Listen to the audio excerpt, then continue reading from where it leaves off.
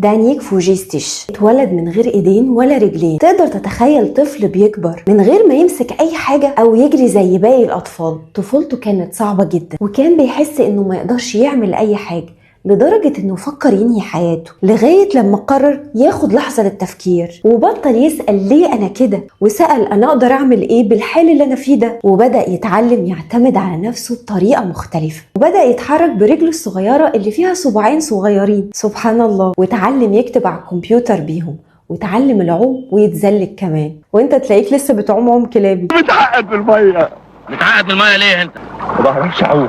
لحد ما بقى عنده 17 سنة وبدأ يعمل ندوات تحفيزية، وبعد كده اتشهر جدا وبقى بيلف العالم كله عشان يقول للناس مفيش مستحيل، اللي بيمنعك مش جسمك، اللي بيمنعك طريقة تفكيرك هي اللي بتخليك يا تحمد يا تكفر. طريقة تفكيرك هي اللي هتخليك يا تثق في نفسك يا تشك في نفسك، او انك تشوف نفسك فاشل. نيك وهو ما عندوش لا ايدين ولا رجلين اتجوز وخلف ونجح وبقى غني وبقى اشهر محاضر عالمي. لو اخدت لحظة للتفكير هتفهم ان الاعاقة الحقيقية إعاقة فكر مش جسم. بس كده، ما تنساش تعمل لايك وشير وابعت الفيديو ده لأي حد محبط.